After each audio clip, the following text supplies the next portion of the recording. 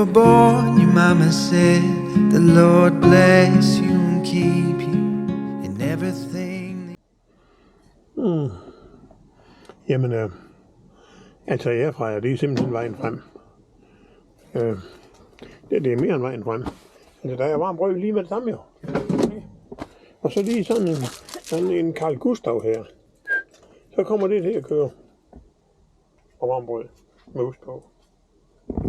Det var da vist en god blanding.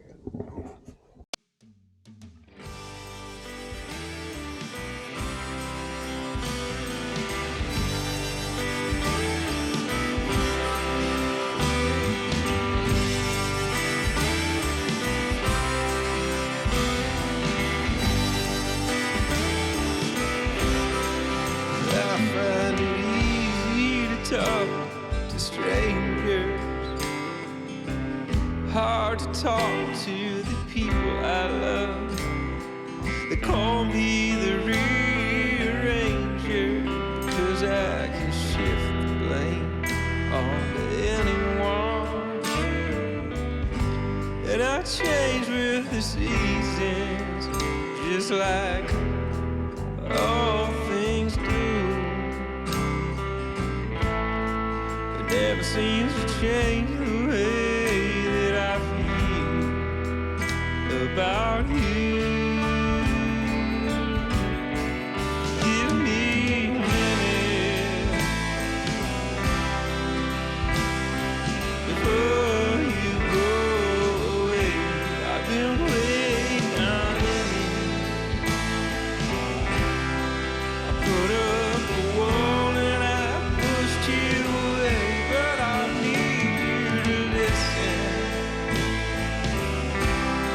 To all of these things that I just couldn't say. I want you to stay, baby, don't go away. My fence is there, yeah. Fence is half gate.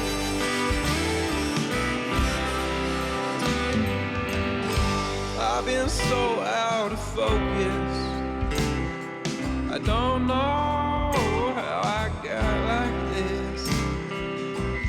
When I start feeling low, I know I just crawl down into my chrysalis.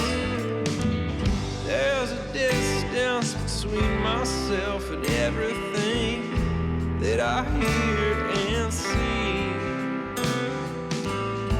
It's gonna take me a couple years to process what you just said to me. Give me a minute before you go away. I've been way down in it. I put up a wall and I pushed you away, but I need you to listen to all of these things that I just couldn't say. I want you to stay, baby, don't go away. I wouldn't change a thing. I wouldn't change a thing. I wouldn't change a thing. Even on the worst days, even on the best ones, I will fight for you. Even in the heartbreak, even when we win, I'll be loving you over and over again. You'll be mine over and over again. I'll choose you every time.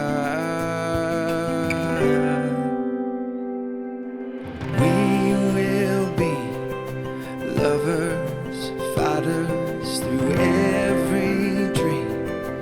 We'll be hand in hand, babe.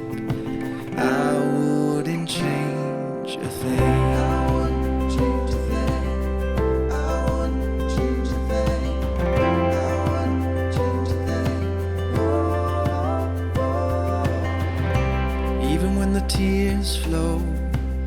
Even when we laugh a lot, I will stand with you. Even when the doors close, even when we have it all, it's always me and you. Over and over again, you'll be mine. Over and over again, I'll choose you every time. We will be lovers, fighters through every dream. We'll be hand in hand, babe. I wouldn't change a thing. Through the ordinary, our babes getting married. You and me will always be. It keeps on getting better. I could do forever. You and me will always be. We will be lovers, fighters through every dream. We'll be hand in hand, babe. I wouldn't change. We will be together forever through every loss. We'll be hand in hand, babe. I wouldn't change a thing. I wouldn't change a thing. I wouldn't change a thing. I wouldn't change. I wouldn't change a thing. I wouldn't change a thing. I wouldn't change a thing. I wouldn't change a thing.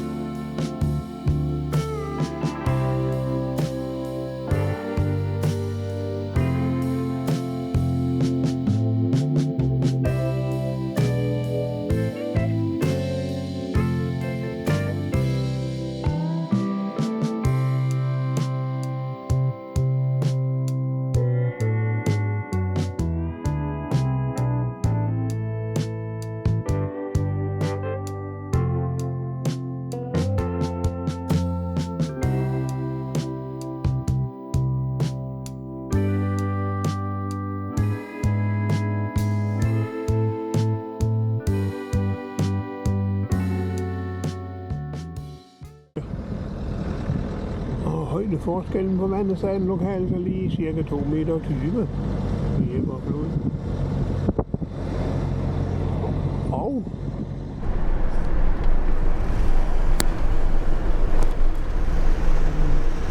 en lille by heroppe i toppen med en lille kirke. Og der er altså sand her. Det er simpelthen sand. Det er rene klitter. Og marhalm. Det er jo det, du fik at spise, da du var ung.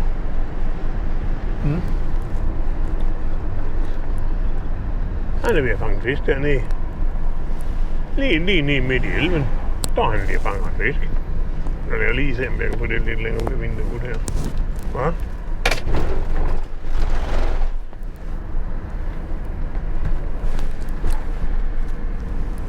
Det er der ikke, om jeg kan. Han er inde på, at der er en fisk dernede et eller andet sted. Han vil fange. Folk de sidder simpelthen ude og nyder sol. Og det er faktisk dog elendigt vejr her over middag. Det kan man jo ikke ligefrem sige, det er.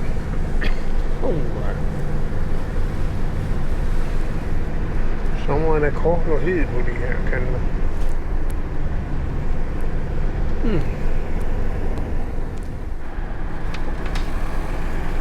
Men det er jo en skam, at der ikke er så meget plads nede i Europa, hvor det er varmt.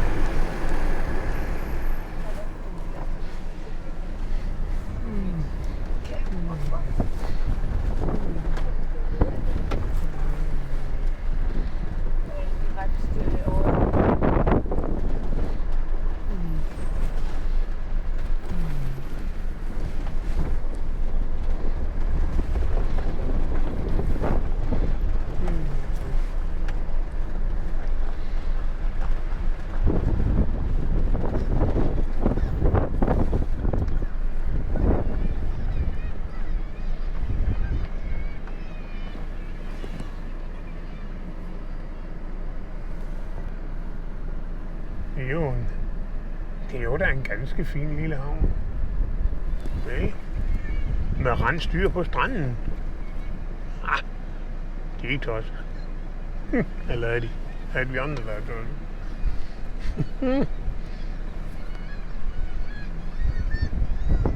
Ja. De ligger der bare og fiser hånden af. Og så løber der jo ferskvand ud af lige ved siden af dem. De har da et superliv. Som rensdyr. Og en død måge. Den styrer. Og en af dem trillebjørn, hun står klar hele tiden.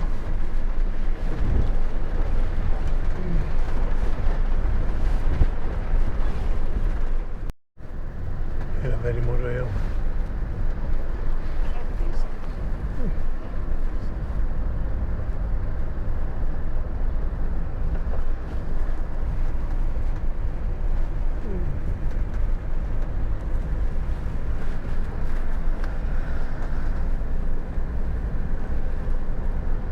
De har ret mange problemer her med store byer og sådan noget fis.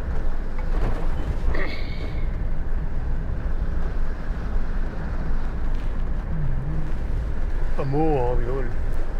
Det er ligesom oppe i Vesterålen, de bygger alle steder.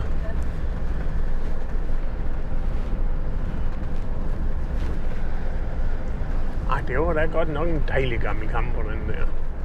Den er ligesom dem der. Jeg holdt i Æbeltoft, der har boet i 4 år. Ja. Så det var bare grønt. Ja, de købte vel en bitte gård i Dråbe, gjorde de ikke?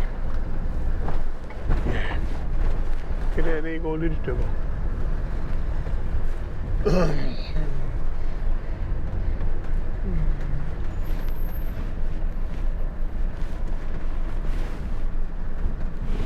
Jeg skal videre her. Og lige at køre herud, venner.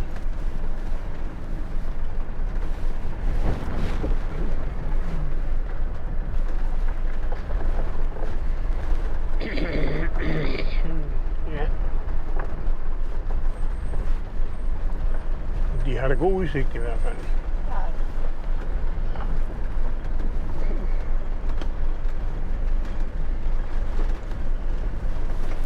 Og alle har en krabbecontainer, og så kender de en, der har en.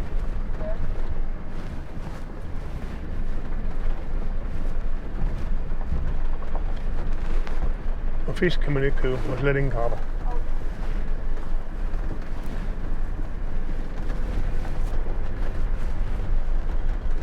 Nu kender jeg jo ikke nogen, der har en krabbetegner. Så kan jeg jo ikke få fisk.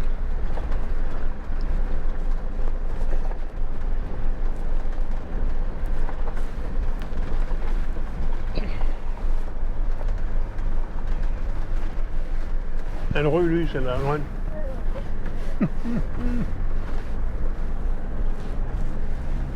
Jeg kan godt lide at være heroppe.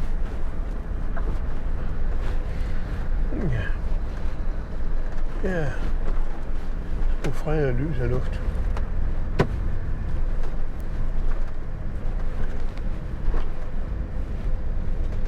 Og ikke noget storbys vanvid. De kan køre de gamle amerikanerbiler. Kassevogne, Starcraft og jeg ved aldrig hvad de har. Det var en dejlig tid i 70'erne med dem. Ja. Moren de er helt overtaget det gamle hus der. Ja, mor også der, vi kender. Med de samme måge kan de. Som en udmærket ting.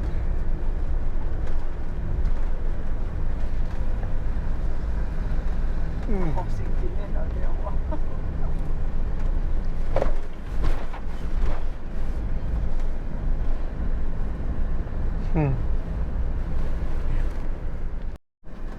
En 4-trækker, den er ikke vejen heroppe 8 måneder om året.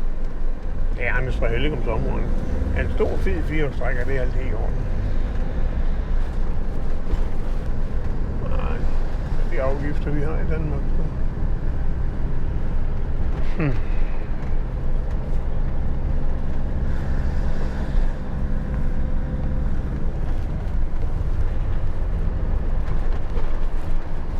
Og en gul cykel. En dejlig sandstrand.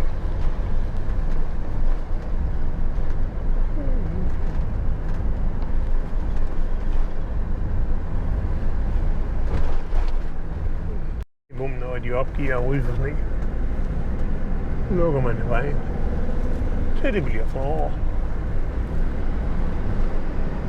Vi skulle lære mig af det hjemme i Danmark. Stopper vi lige af lidt.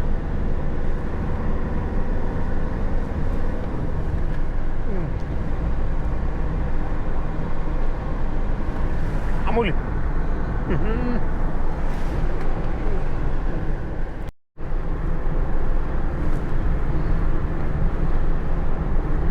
Ja, en anden lille fiskerby.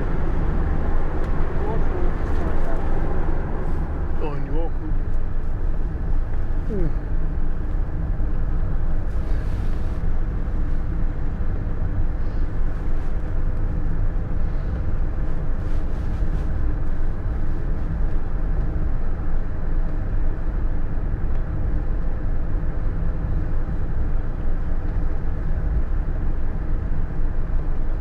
Der er både tankstationer og hoteller, jeg spiser og et sover, og der er ikke det, du ikke kan på Vejlø. Men vi synes ikke, at der er en færge. Så man kan ikke sejle derovre. Nej, man kan ikke komme derover jo. Nej, man står op på bjerget. Men du kan da se I-75, den går til Vejlø. Ja.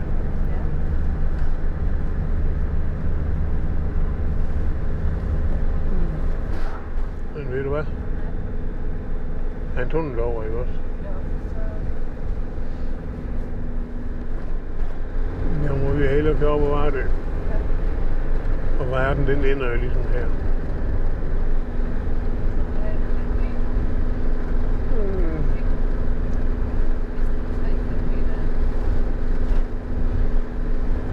Det er et fint rør. Jeg har selv set så fint en tunnel.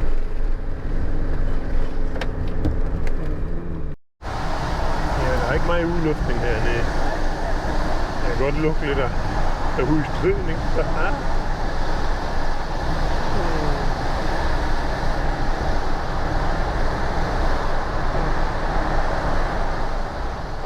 Nu er der fuldstændig touch i bitte. Hvad?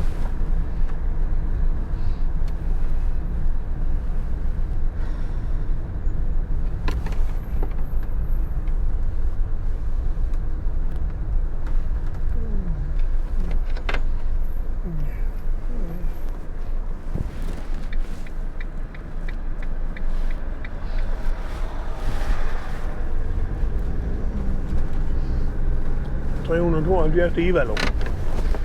Men det må være en havhoved for mig der. Og dem der, de er ved at bære en båd.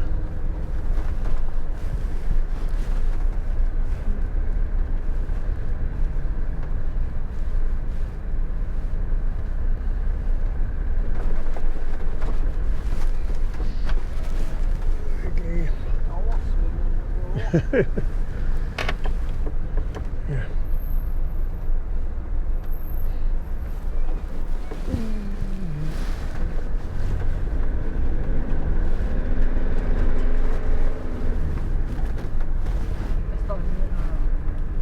Jeg ved ikke, hvad det står, når det står på russisk. Der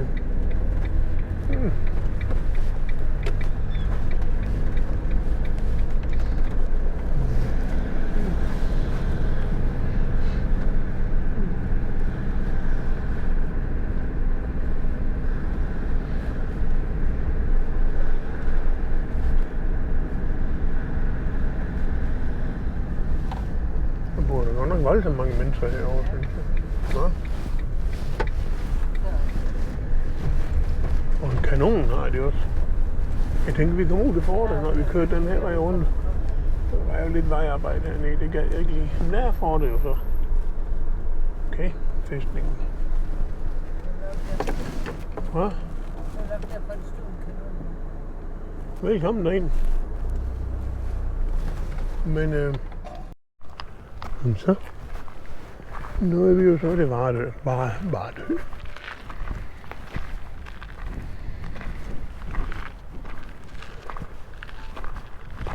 Vardøhus.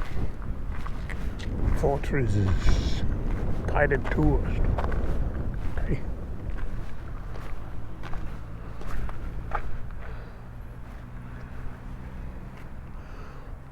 Feel free to stop for information or a chat. You want to go in a chat? Jeg kan godt svare, når jeg spørger dig om noget. Hvad siger du?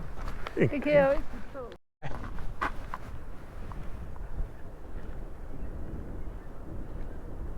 Der er simpelthen observeret fugleinfluenza. Og dør vi af det.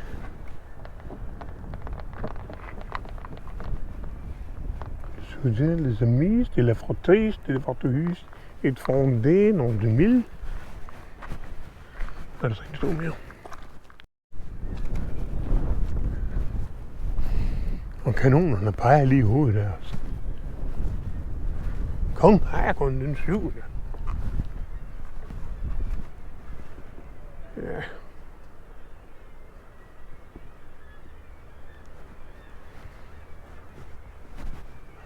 Jeg var alligevel kun 6 år, da han døde.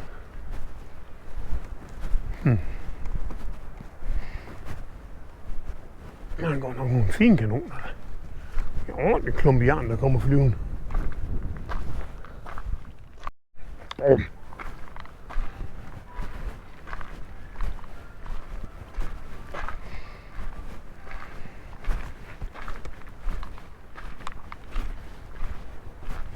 Det er da sådan set sejt nok. Herovre Klimmelimhuset, der er de så i gang i inde i teltet. Der mangler der lige en skillervagt. Sådan en stod der også nede på kajs. Den var der rød.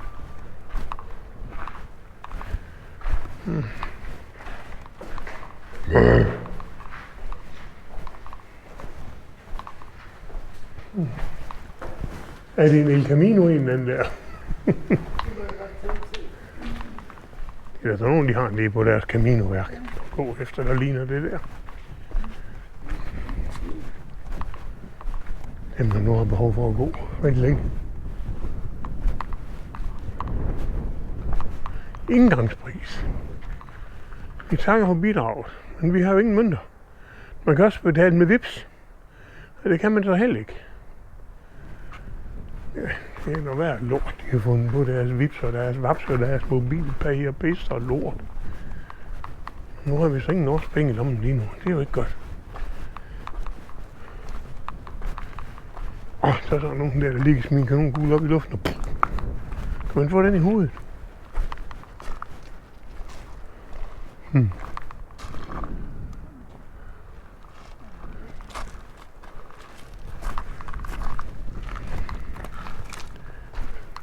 Jamen, vi må se, hvad det er.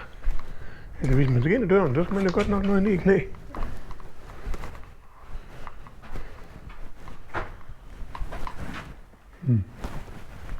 Og her er jo Eskimo-fartøj næsten. Verdens nordligste fæstning. Hun må da gerne komme med her i. Kanoner og krudt.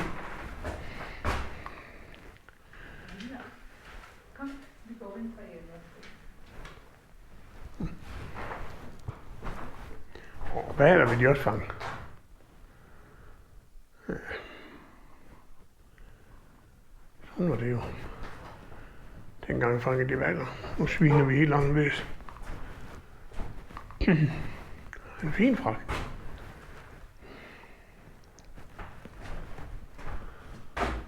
Trolddomsprocesserne.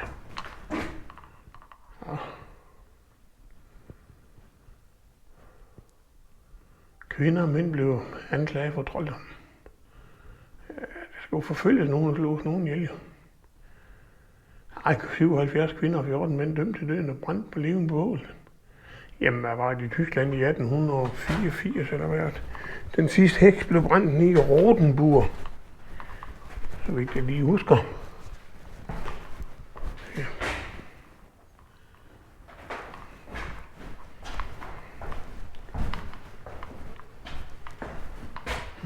Spisen.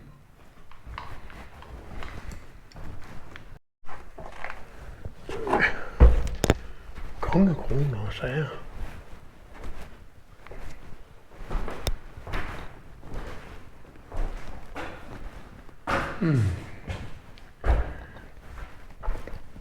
Forårsfiskeri er lidt æg. Og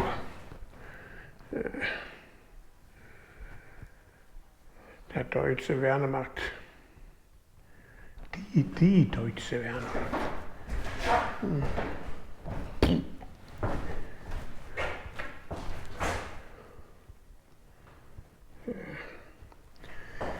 De sovjetiske bombefly deltog i at få dem herfra.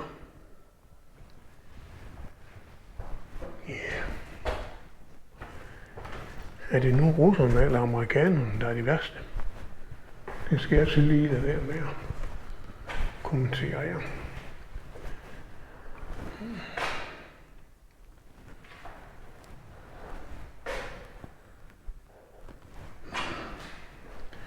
Christian den 4. Stilfuld her.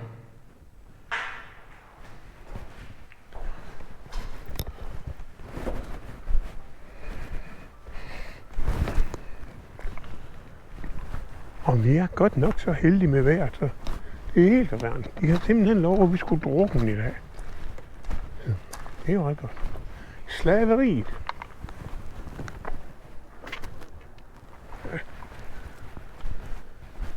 Jeg ved ikke, om vi kommer over på jomfruøerne her.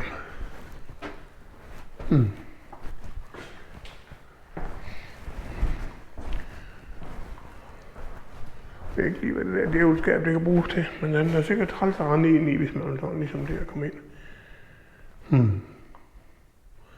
Verden er jo mere simpel, hva'? Ham der, han står simpelthen bare klar. De kan få nogen spaden, hvis det er.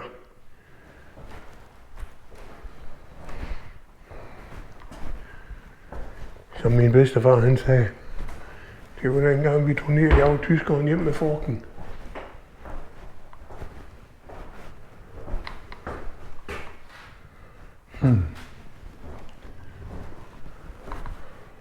Med påsat bajonet, så langt, den kan stikke igennem en hest.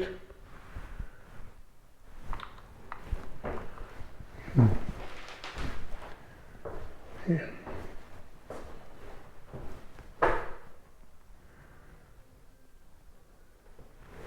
Så længe der er griske mennesker på jorden og magtsyge, så vil der være krig.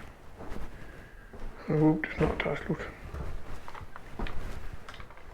Jeg giver et kæmpe bum, når den så har suget her 3 meter tilbage. Ja. Skulle det begå, at de ikke fik den klumpen i hovedet. Der kommer Mulrik jo.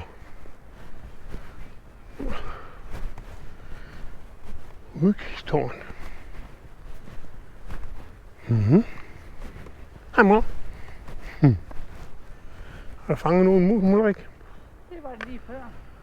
Nej, lige før? Ja, hun kan snart lige fange mus, den bitte skidrik. Eller en el. Eller jage et vildsvin op. Hun er gang i mange ting.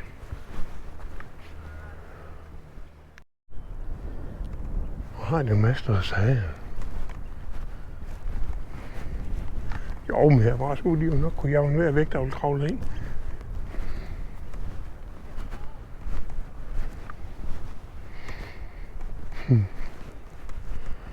Bum.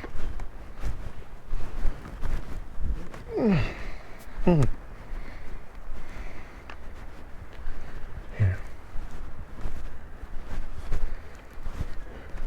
Jeg vil gå en tur på voldene. Græstøven står alt godt på husen. Godt. Der bor utrolig mange mennesker herude. Det er jo ikke marskvandring, det her. Det er jo digevandring.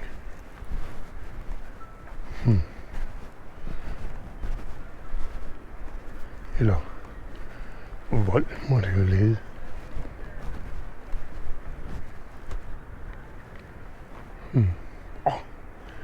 Står der nogle mere moderne kanoner derovre. For 40 år, hold sagtens.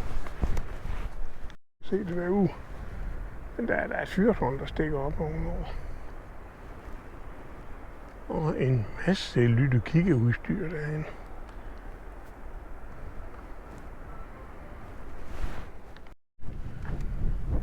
Jan Mayen, 790 år i nordiske mil. Den vej.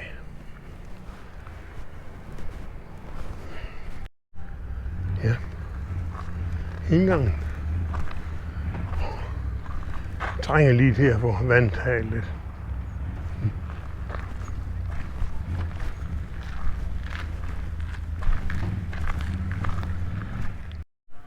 Kanontransportvogn med 2 sidelige magre heste.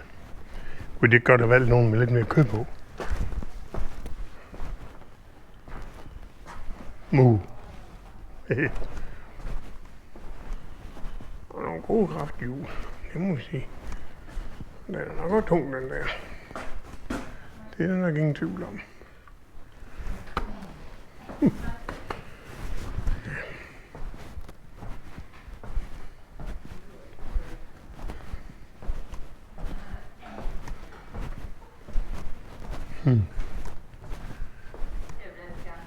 Så skal de gøre noget af stramme mavemusklerne, når de skal have lagt den der op, hvor den skal ligge bagefter. Hyp! Man har opgivet Grand Vitaren, eller hvordan? Ej, der står der et stykke tid i hvert fald. Det er en udmærket vogn. Og nu er der lukket. Der sætter mange folk i infoen.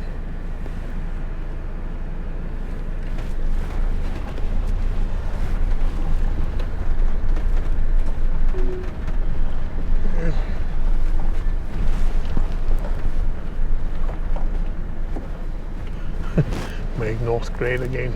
Jeg tror, de stemmer på Trump herovre.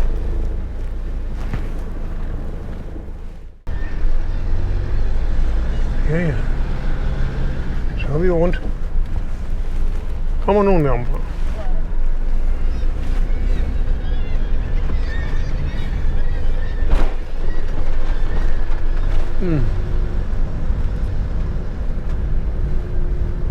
Det er ikke måger, der mangler.